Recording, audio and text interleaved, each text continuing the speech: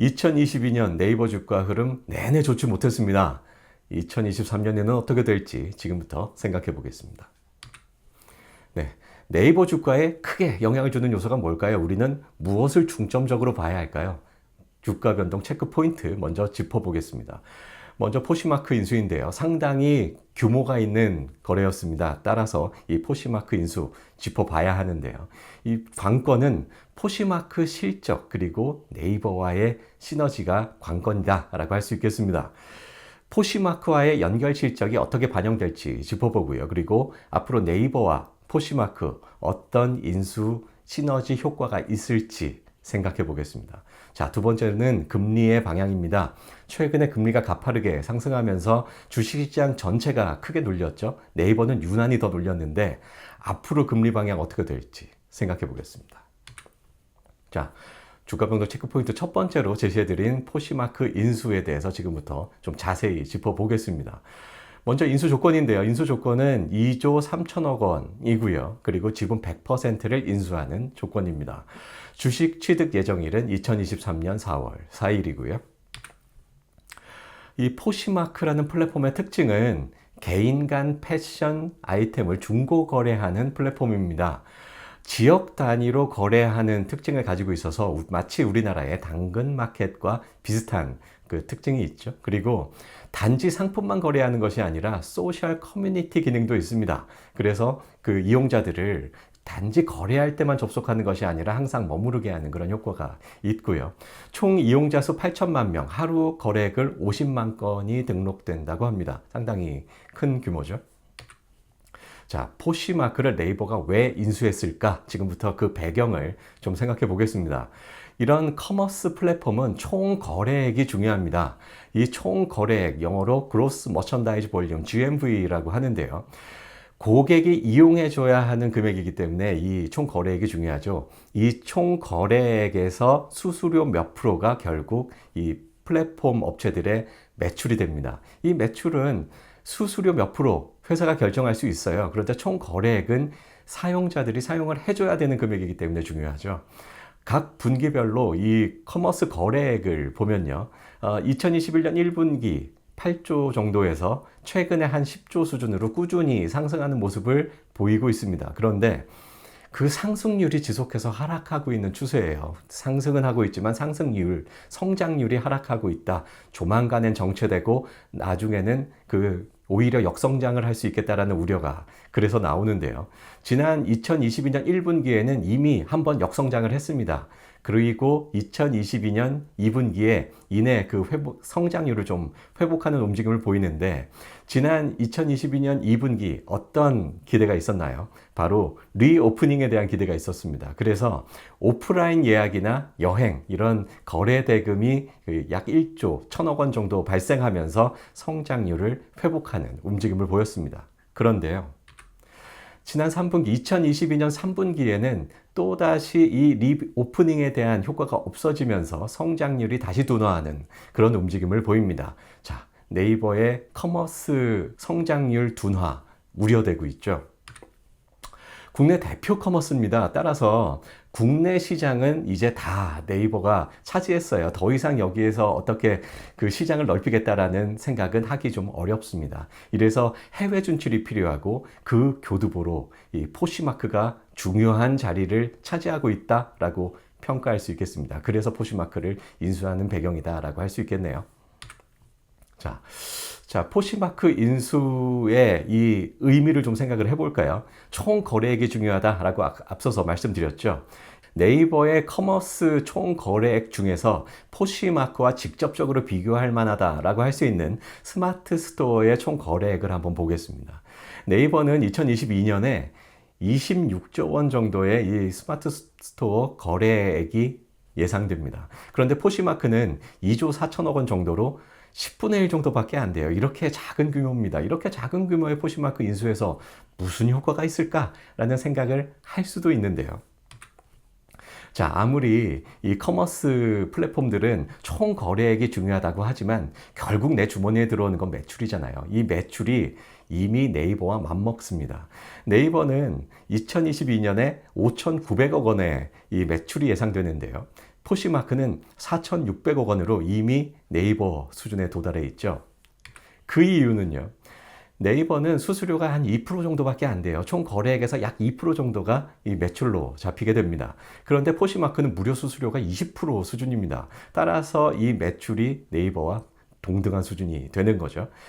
포시마크는 이 중고 거래의 이 아주 불편한 점들을 획기적으로 개선을 해줬어요. 그래서 이용자들이 20%의 수수료도 정당하다라고 평가하게 됐고, 그래서 이렇게 높은 수수료를 받을 수 있는 거죠. 네이버가 포시마크를 인수한 이유, 바로 이 매출 구조의 개선 때문이 아닐까 예상되는데요. 더군다나 포시마크는 해마다 아주 급격히 그 매출이 성장할 것으로 전망됩니다. 지난 2020년부터 23년까지 그 매출을 전망해 보면요. 평균 성장률 약 16%로 상당히 고성장이 예상되는데요. 계속해서 거래 성장률이 정체되고 있는 또는 하락하고 있는 네이버에 비하면 상당히 큰 차이죠. 그런데 문제는 이 영업이익에 있습니다. 포시마크가 성장은 매출 성장률은 상당히 높지만 고비용 구조로 영업이익이 매우 좋지 않습니다. 심지어 적자인데요. 이 영업이익 적자의 중요한 부분이 바로 마케팅 비용입니다. 이 마케팅 비용을 얼마나 줄일 수 있는가가 이 포시마크의 관건이다라고 할 수 있습니다. 자, 포시마크의 비용 구조 개선이 필요한 부분이고요. 이 비용 구조를 네이버와의 시너지로 이 플랫폼의 체질 변화, 어떻게 될 것인가, 이게 앞으로 이 시너지를 얼마나 낼 수 있고 네이버에 얼마나 도움이 될 수 있는가 관건이 될 것 같습니다. 자, 포시마크가 네이버에 어떤 전략적 의미를 가질 수 있는지 좀 전망해 볼까요? 네이버는요, 이미 개인 간 거래 C2C 플랫폼을 가지고 있습니다. 우리나라에는 크림이 있고요. 일본의 빈티지 시티, 그리고 유럽의 베스트에르 콜렉티브라는 개인 간 거래 C2C 플랫폼을 가지고 있는데, 북미가 빠졌죠. 이 북미를 포시마크가 커버해주고 있는 이런 형국이 됐는데요. 이미 B2C 플랫폼들은 기라성 같은 플랫폼들이 많아요. 대표적으로 아마존이 있죠. 그 상품을 파는 상점들이 입점해 있고요. 개인들에게 신상품을 파는 이런 그 쇼핑몰, 기라성 같은 쇼핑몰, B2C 플랫폼은 이미 전 세계에 많습니다. 그런데 C2C 플랫폼, 개인 간의 거래 플랫폼은 이렇다 할 플랫폼이 없어요.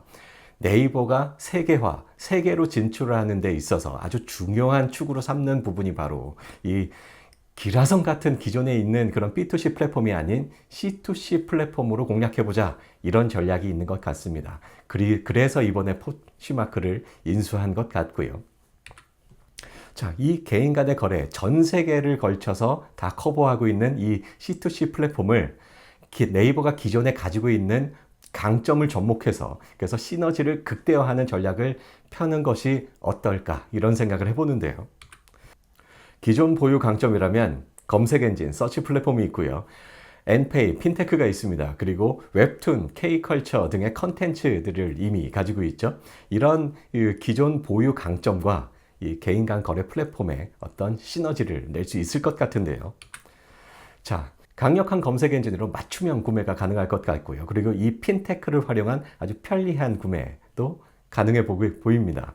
또한 단지 상품을 구매만 하는 것이 아니라 내가 좋아하는 연예인의 굿즈를 구매한다든지, 아니면 내가 즐기는 웹툰 관련된 어떤 상품을 구매한다든지 하는 이야기가 있는 구매도 가능할 것 같아요. 이런 시너지를 바탕으로 해서 플랫폼의 구조도 개선하고 매출도 늘릴 수 있는 이런 전략이 가능해 보입니다. 포시마크는 단순 커머스를 넘어서 소셜 커뮤니티 커머스 플랫폼으로 발전할 필요가 있습니다. 왜냐하면 그래야 이 높은 비용 구조를 개선할 수 있기 때문이죠. 자, 꾸준히 신규 이용자도 그래서 들어올 수 있을 거고요. 기존 이용자는 상품만 거래하고 나가는 것이 아니라 계속 머물면서 그 충성 이용자로 바뀌어야 됩니다. 그래서 광고비를 지출하는 것이 아니라 광고 매출이 오히려 나는 이런 그 종합 커머스 플랫폼으로 발전해야 되겠죠. 이것을 네이버와 어떻게 시너지를 낼 것이냐가 중요해 보입니다. 그런데요, 이런 시너지를 내기 위해서는 좀 오래 걸려 보여요. 그래서 당장 주가에 어떤 큰 영향을 주겠다라고 하기에는 좀 그 시간적으로 역부족일 것 같습니다. 그래서 주가에는 당장은 큰 영향은 주기 어렵다라고 평가됩니다. 자, 다음은 주가 변동 체크 포인트 두 번째로 제시해드린 금리의 방향 짚어보겠습니다. 자, 이 금리가 왜 중요한가? 먼저 좀 그 배경을 말씀드리려고 하는데요. 이 주주가치, 즉 주가입니다. 이 주가에는 현재 가치가 포함되어 있지만 현재 가치만 포함되어 있는 것이 아니죠. 우리는 미래를 보고 투자하니까요. 바로 미래 가치가 포함되어 있습니다. 그런데 이 미래 가치는 현재 가치로 환산돼서 현재 주가에 반영될 때 할인이 필요한데요. 그 할인은 금리 그리고 위험 등에 의해서 할인됩니다. 만약에 예를 들어서요. 내가 지금 1억 원의 현금을 가지고 있어요. 금리가 5%라고 한다면 1년 후에 1억 500만 원이 기대되죠. 1년 후에 1억 500만 원은 거꾸로 말해서 현재 가치로 환산한다면 1억 원이 됩니다. 1년 후에 1억 500만 원과 현재의 1억이 가치가 같다라는 얘기가 되죠. 이때 이 500만 원 어떻게 할인됐어요? 금리 5%로 할인이 됐죠. 그래서 미래 가치를 현재 가치로 환산할 때 금리에 의해서 할인된다라는 것을 알 수 있습니다. 자, 그런데요. 이런 경우를 생각해 볼게요.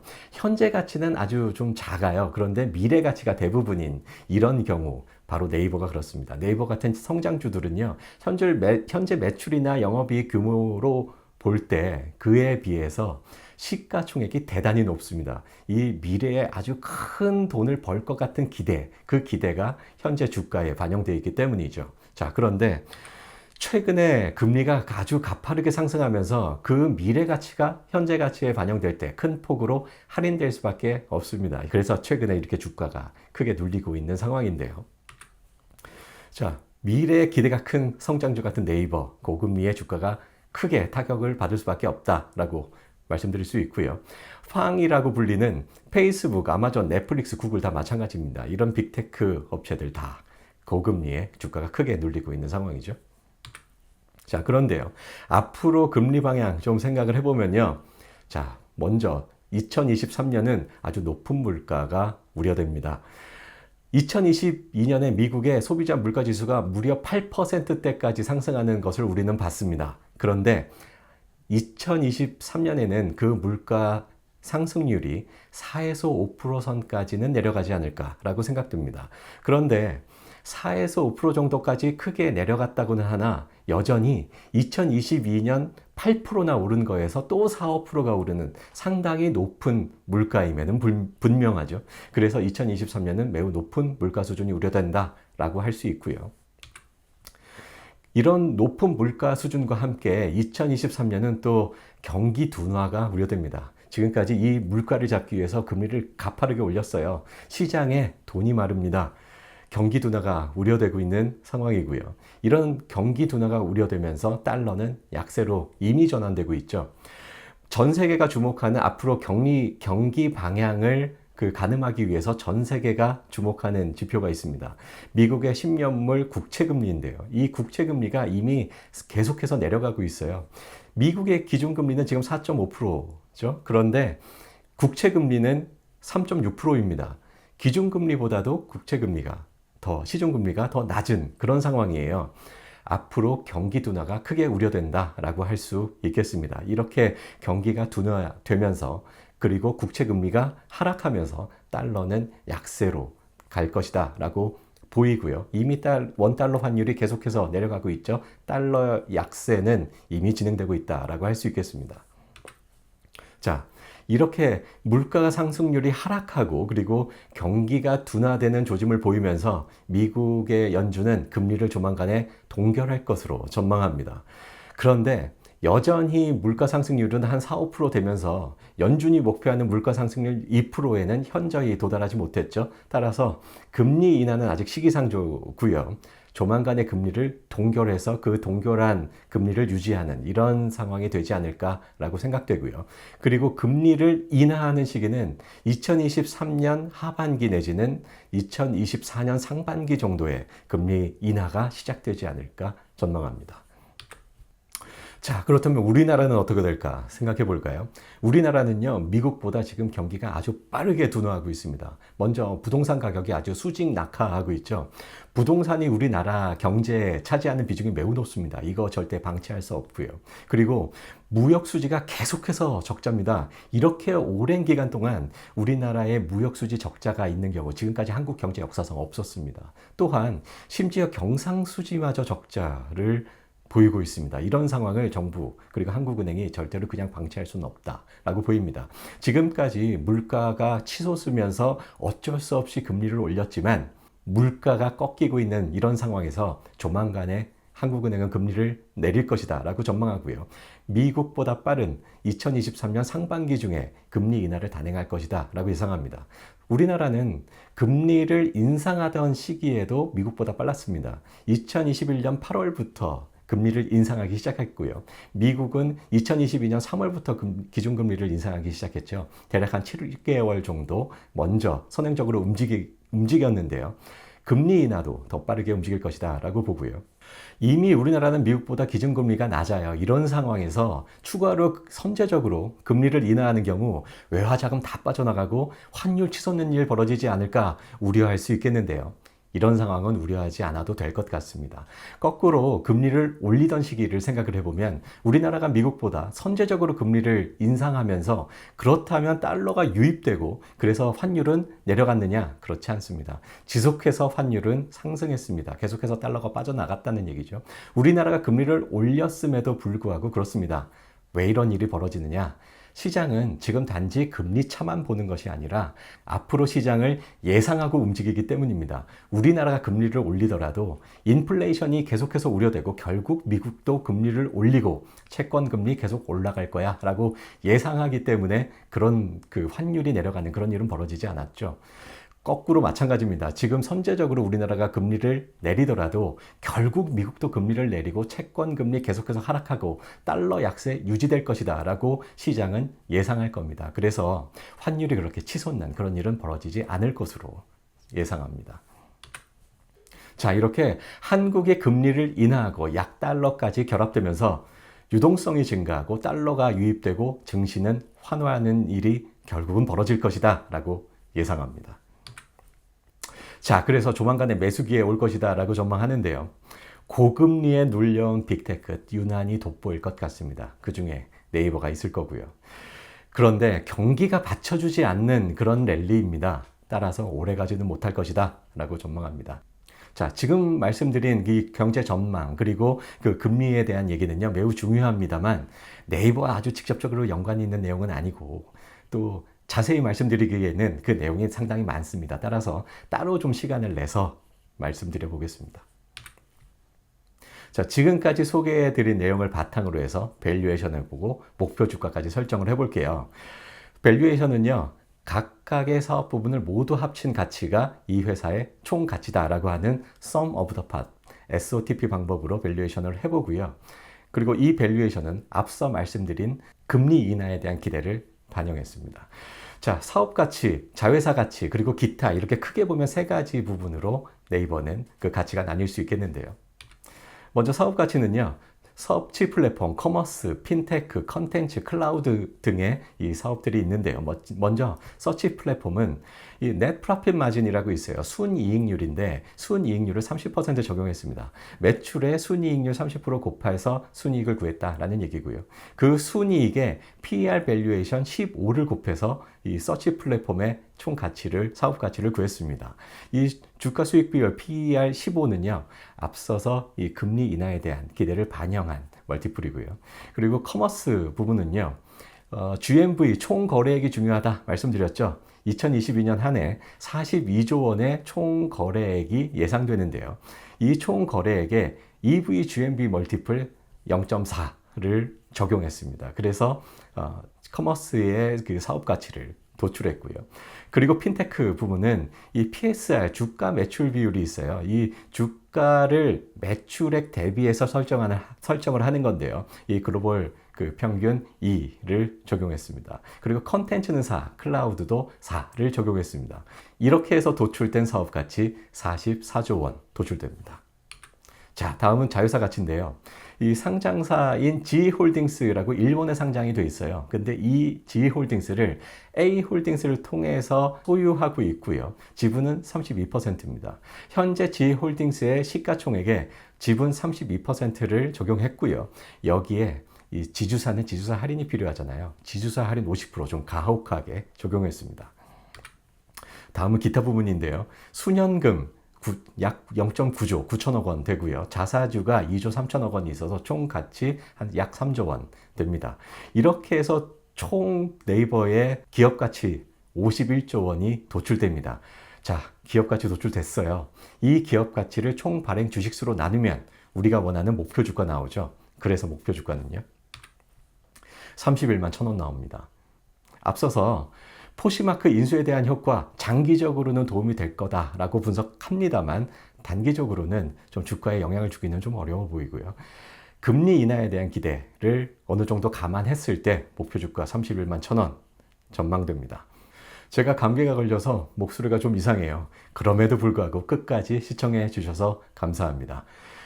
도움이 된다, 뭐 해야 된다고요? 구독, 좋아요 부탁드리고요. 여기까지 할게요.